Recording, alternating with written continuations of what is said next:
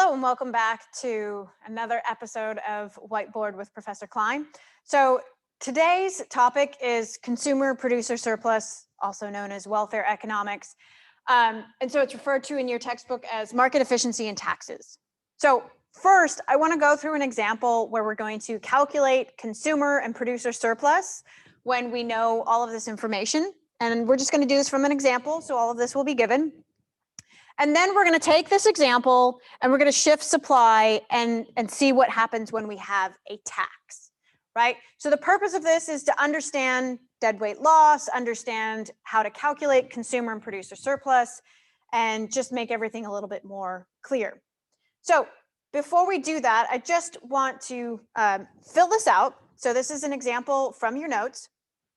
So first we have equilibrium, right, is going to be at $18 and the price is going, the quantity is going to be 60. And then we're given information that the highest willingness anyone is going to pay is $30, right? And the lowest willingness to supply is 0. So just ignore, that should be all the way at the origin. And then what we have in your book is, right, an example where the supply is going to shift left. Right? And so we're going to see what happens to this when supply shifts left. And I'm going to wait to do that so that you can see this and how we calculate it. So consumer surplus, right? Consumer surplus is the difference between the price or the willingness to pay and the price actually paid. So if we just look at the area, it's going to be the area of a triangle, and it's between the demand line and the price we're paying. So in this case, we're at equilibrium, so we're paying equilibrium price, right? So consumer surplus, the definition is the difference between the willingness to pay, which is represented by demand, right? The willingness to pay and the price actually paid. So when we think about this, this is a triangle. This is a triangle. And so we're going to do the area of a triangle, right? The area of a triangle is half base times height.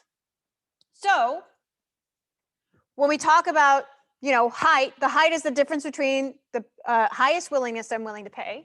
So I'm going to put half because it is a triangle. So the highest price I'm willing to pay minus the price I'm actually paying. It's right there in the definition as well as in the formula. Now, consumer surplus is not just this one person, but it's everybody, right, who has a higher willingness to pay than 18. There's one person here who's exactly willing to pay 18. They buy it and they have no additional consumer surplus, right? But because it's all of these people, the base of this triangle is the equilibrium quantity. And so we're going to multiply it by the equilibrium quantity, right? So that's what we're following. The highest price we're willing to pay minus the price paid times the quantity. And so as we solve this, 30 minus 18 is 12, right? Just bring that down. Half of 12 is 6. 6 times 60 is 360. Now, this is not a unit. This is just utils, right? Consumer surplus is 360 units of happiness. Okay. So that's consumer surplus. Now we have the ability with this information to calculate producer surplus. So producer surplus is the opposite triangle, right? It's the difference between the price we receive and the lowest price we're willing to sell at. That is the definition of producer surplus, right? So here is producer surplus. So again, same idea. 1/2 the difference between the price we receive minus our lowest willingness to pay, right? And then we're going to have a different willingness to sell. Sorry, I said willingness to pay. I meant willingness to sell. We're going to have a different willingness to sell based on how many we're producing. So another way to think about producer surplus is profit, right? How much am I going to make from selling all 60 units? So half 18 minus 0, that's 18, right? Times 60, that's our quantity. Half of 18 is 9, right? We have 9 times 60, so we have 540 units. So what we have here, total surplus, which is just the entirety for society, total surplus is equal to consumer plus producer surplus, right? So in this case, it's 360 plus 540, which is 900, right? So total surplus is 900. I'm going to leave that number there because we're going to look at this graph, right? Now, when there's a tax. Now, what's going to happen is consumer surplus, the amount is going to change. And producer surplus, the amount is going to change. And there's going to be some deadweight loss, and there's going to be some tax revenue. So we're going to reallocate all of this surplus, but none of it is going away. It still is going to be an area of 900, right? So I'm going to leave my total surplus down here as 900. Okay, so hopefully you followed that.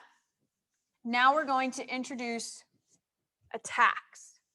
And as we talked about, a tax, and this is because of what happens to the market, when we tax something, the price of that item goes up. And when the price goes up, the quantity exchanged in the market goes down. Price goes up, quantity goes down. That's the same thing as a supply shift left. So we are going to draw a supply curve shifting left. I'm just going to put a 2 here, and I'll put 1 here so we know which one we started with and which one we're now at, right? And so just to keep things a little bit clear, I'm going to erase my areas because I'm going to relabel them, right? Because we're not going to have exactly the same areas. Things are going to be reallocated. Okay. So let me finish my. So price before was $18, but that's no longer the price we are going to pay, right? That's no longer going to be the price in the market because now there is a tax. So the price, we're given this information. The price that people are now going to pay is $20. So this is the price with our tax. And so I've just labeled that P plus tax, right? Now, what we know is that when the price of this item is $60, people only want to buy 50. So there's our increase in price, decrease in quantity. But now, the other thing to think about is that here's the price of 20, right? What we really want to know is at a price of, when we're producing 50, how much would we accept for 50? How many producers would be left if we're accepting 50? And so that's where we get this information here. And so the price that they would accept, the price that the producers receive, is 15. And we're given that on the graph that we were looking at. So I've added some boxes here. So now the price that consumers are paying is 20, right? The price that the producers are receiving is 15. So as we just start with labeling, right? As we start with labeling, our consumer surplus, it's underneath the demand line, but we no longer get all the way to this equilibrium point that I'll label E1. We are now getting to E2, right? We are now paying a price of 20, and so people only want 50. So what's going to happen? Consumer surplus will be less. What about producers? Well, producers are only getting $15 now instead of 18, right? And so here's the price that they are receiving.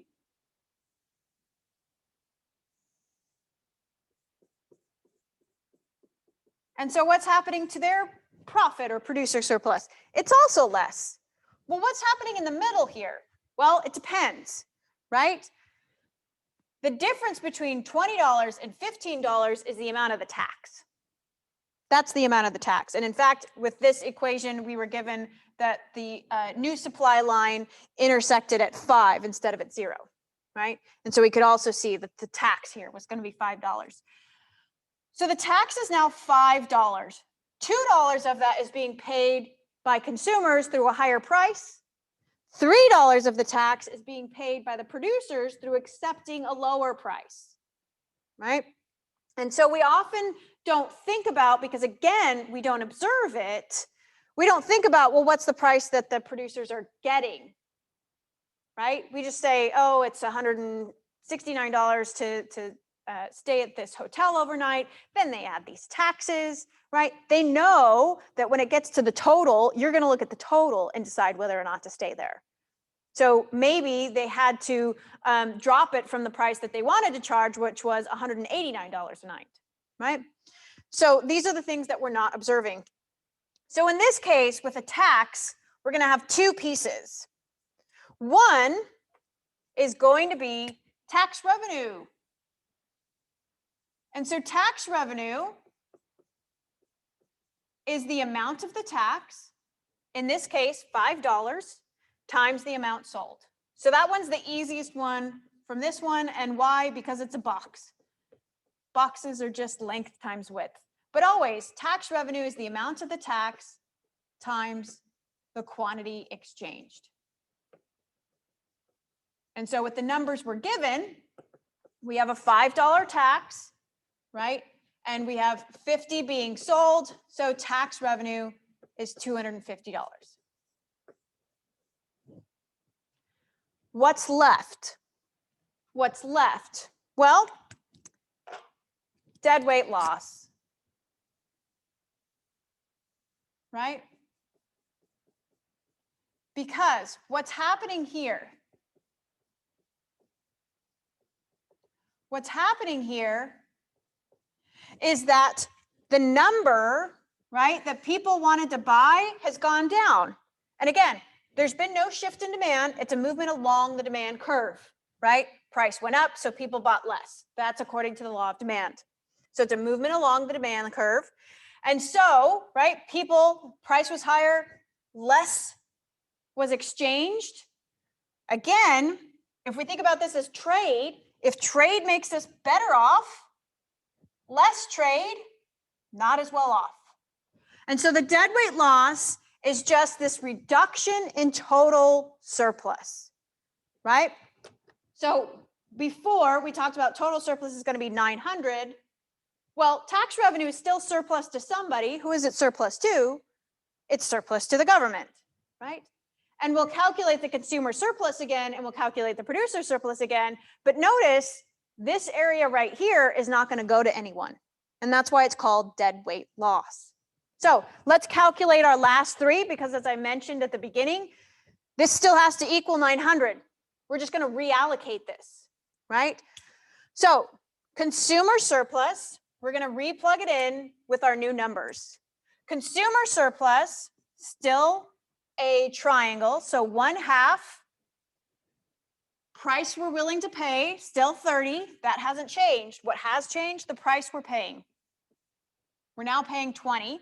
And what also has changed, how many we're buying. We're no longer buying 60, we're now buying 50.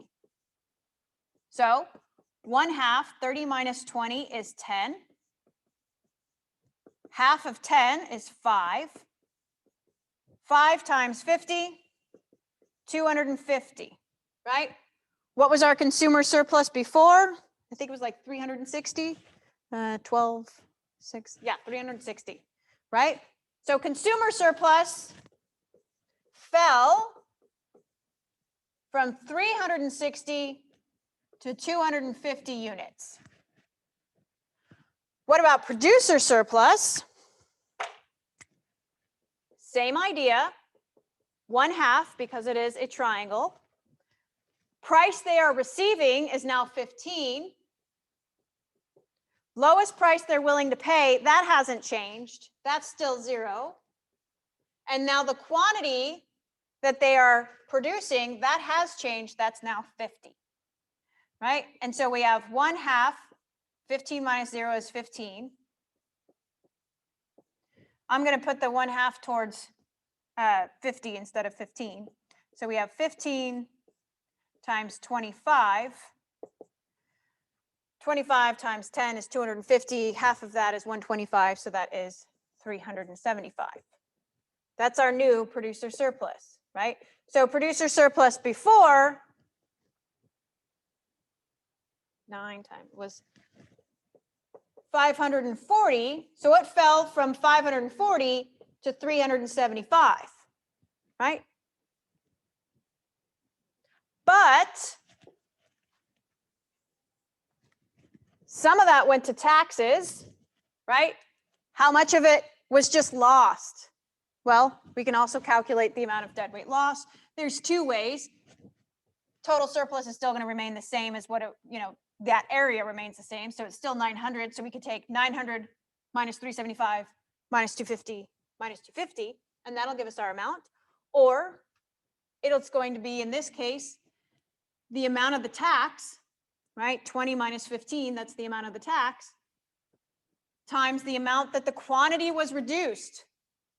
So quantity fell from 60 to 50. And again, that's where deadweight loss is coming from. It's that reduction in the amount being traded. So we have 1/2, 20 minus 15 is 5, 60 minus 50 is 10, right? I'm going to apply the half to 10 because that's easier. 5 times 5. So we have deadweight loss of 25. Now if we add all of these up, 25 plus 375, that's 400. 250 plus 250, that's 500. 400 plus 500, 900. So there we go. What we have just proven. Second time that we are proving something just different, right? Before we proved it using opportunity cost and 2 activities or 2 goods being produced. Now we're proving it using price and quantity. Here's what we've proven. Trade makes us better off. So anytime we reduce that trade, we're losing, and now we're calling it deadweight loss. So we're just giving it a name, right? Trade makes us better off. If we do less trade, we incur a deadweight loss. I hope this was helpful. This was an example from your textbook, so feel free to go through it. See you next time.